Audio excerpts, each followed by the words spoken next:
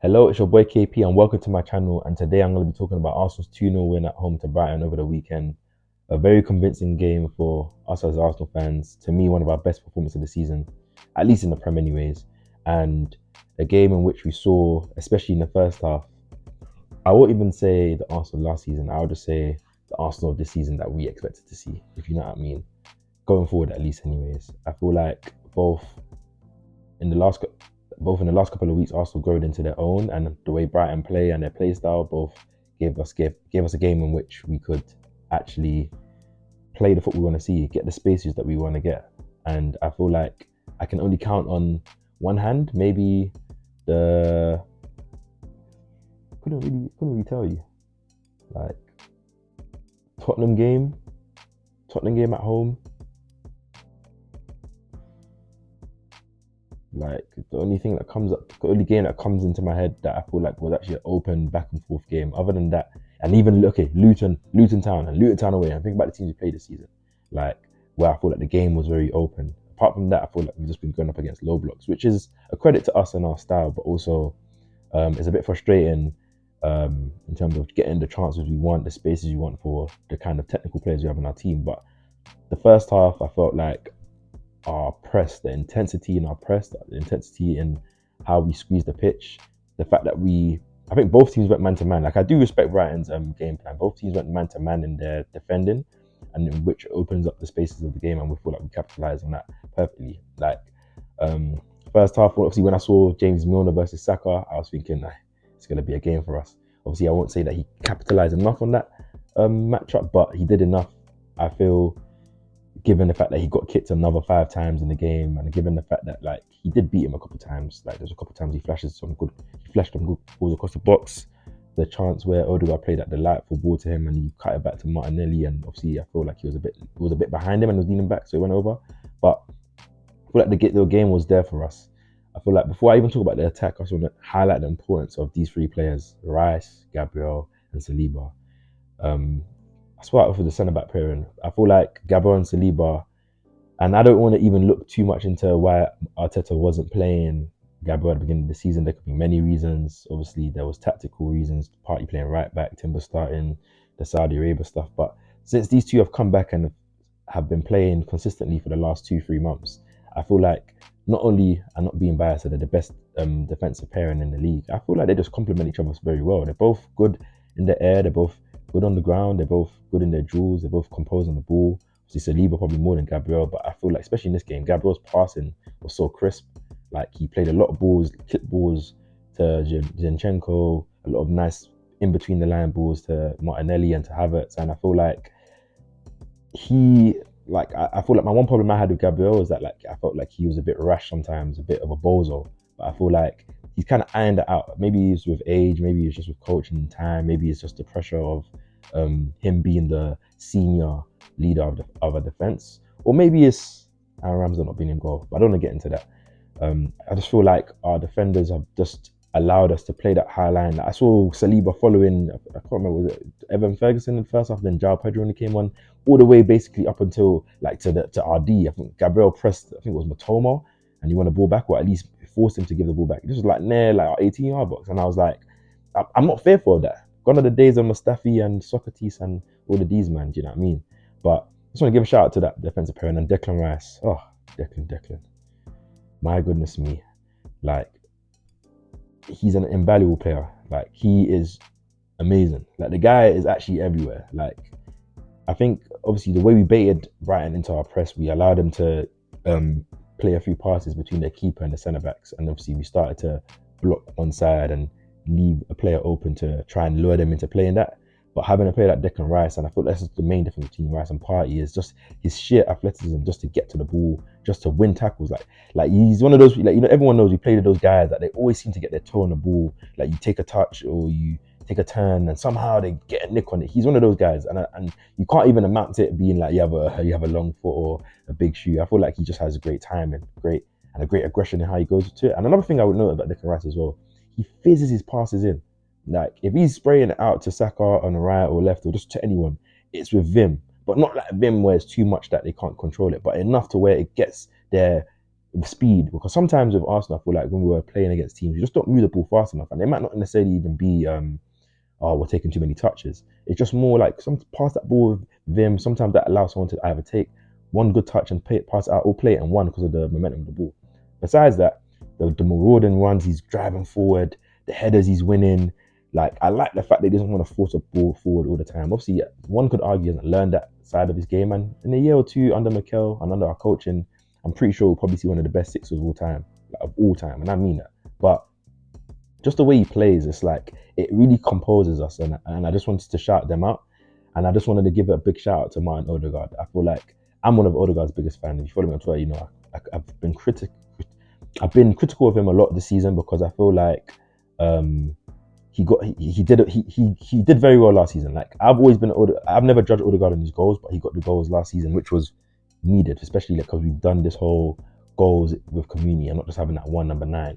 But I feel like this season he's been heavily focused on just trying to score. Like, sometimes it comes as an effect of him not being able to play make. And I feel like I've started to talk about how him and Saka operating on the right hand side, being two ball dominant left-footed players, the angles that they operate to play make is the same.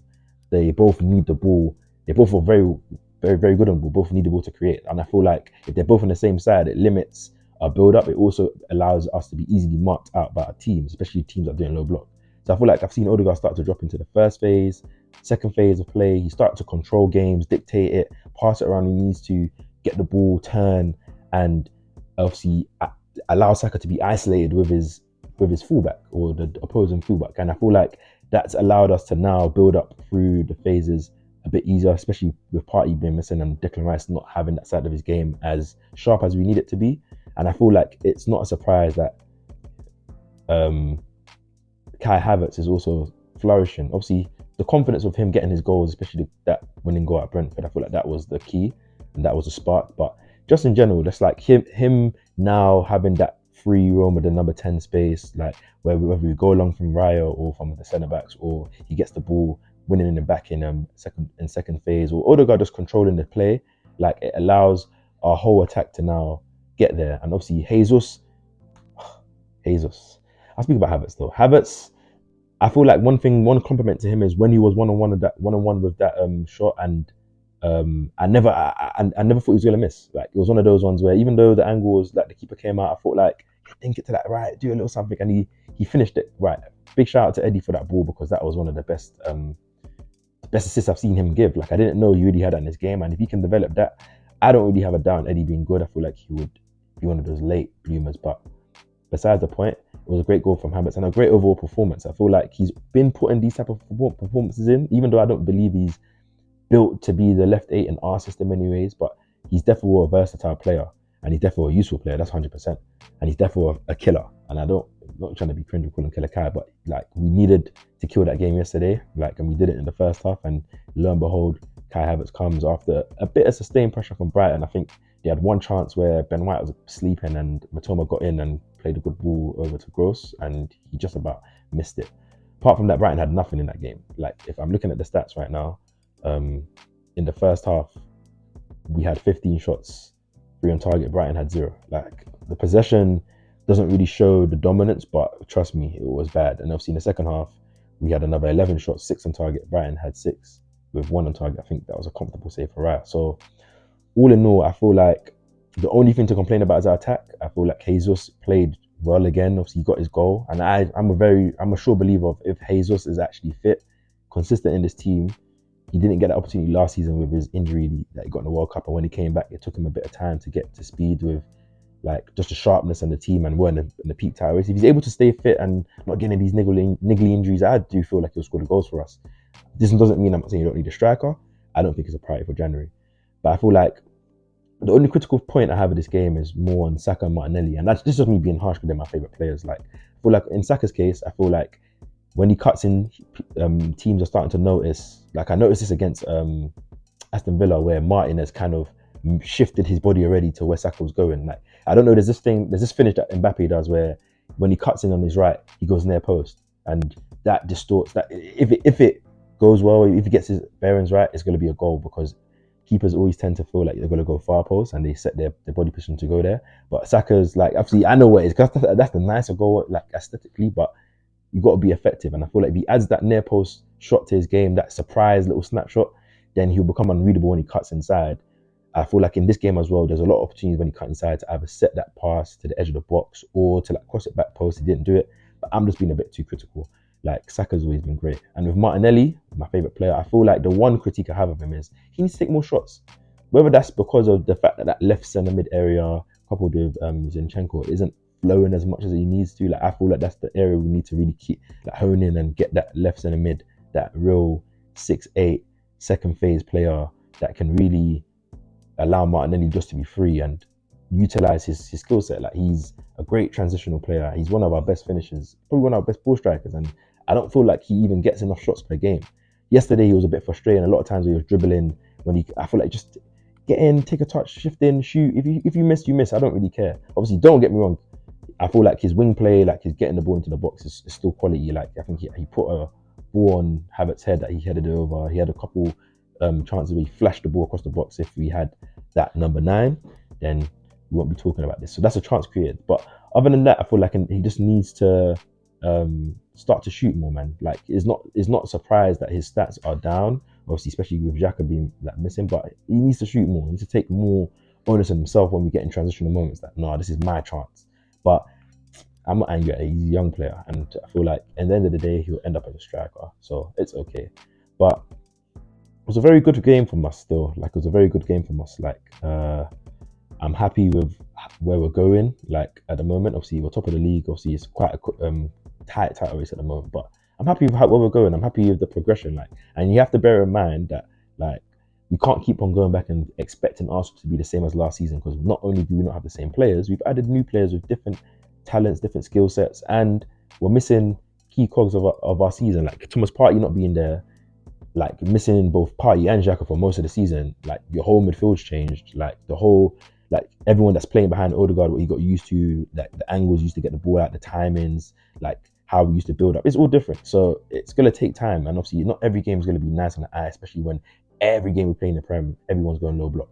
So like I'm waiting for when Partey and Timber come back and what Arteta's real idea for the season was, which I don't feel Timber's gonna come back this season, but at least Partey when he comes back from probably the next couple of weeks, and to get that like how he probably envisioned the season to go, and whether that's with Havertz starting, whether that's with Havertz starting the 9, or if he's on the bench, or some games you only play 1-6, some games you play Partey and Rice. Like Timber's versatility as a player that can drive and open space. Like you look at all the type of players we have, and we haven't seen nothing yet. All I can hope for is Jesus, Martinelli, Saka, Odegaard will stay fit for a long time, keep firing, and you can easily see Declan Rice and Havertz fitting into this team. Just a big shout out to Zinchenko in this game, and David Raya, because we always call out David Raya, or everyone likes to call out David Raya when he doesn't have a good game or when he has a bit of shaky moments. Like, and I feel like this game, his distro was very good, even his throwing was very good, and when we came under the cross, he claimed the cross as well, and he done what he needed to do. So a big shout out to him, big shout out to Mikel. From when De Zerbi's coming out and saying that he feels like that was the hardest game that we suffered. I think Aston Villa said the same thing last week, that they suffered. Like, you can see Arsenal getting to that peak time, and hopefully long may it continue. I just wanted to mention our Champions League draw, because we've drawn Porto in the last the round of 16, and I was one of those people that I didn't really mind who we get, because it's like, at the end of the day, you're gonna face the big teams or the hard teams. Like at some point, obviously, you don't want to face them in the first round, but I didn't really mind, because it's at the end of the day, like, I'm just excited to be back in this competition. I'm happy to see my team actually good and expecting us to challenge. So if we had got let's say an Inter Milan or a Napoli or even a PSG, I wouldn't have been that mad. But Porto, not to discredit them, because I thought they're a very good team. They're challenging for the Portuguese league alongside Sporting and Benfica. They do. I won't say this is the best of Porto teams, but you can't disrespect them. But I feel like it will be a game that their Champions League is gonna, the first game is in their home ground. They're gonna try to come out at us, and hopefully by that time, where we have a few players back, I'm forgetting Tomiyasu as well, Fabio Vieira, Smith Rowe back and fit, and maybe a couple January signings, as well as this team and everyone gelling, it can be a good time for us to get to the next round. I think it's the quarterfinals, if I'm correct. But yeah, but we'll speak about that sooner to the time. And just happy that Liverpool, Man United were able to take points, very surprisingly, off Liverpool. Kind of gave us a little blueprint of how we should attack them in that game, or how we should set up against them in that game. And given that we have better quality players, both in midfield and attack, speak soon, boy. Speak soon. But that's for me. I feel like I'm just happy with where Arsenal's going at the moment, and hopefully we can just continue to grow and grow from strength to strength. Like, I feel like in the beginning of the season we saw our defensive solidarity or solidity. I'm buying it. Our defensive solidity in the game and in like each game, and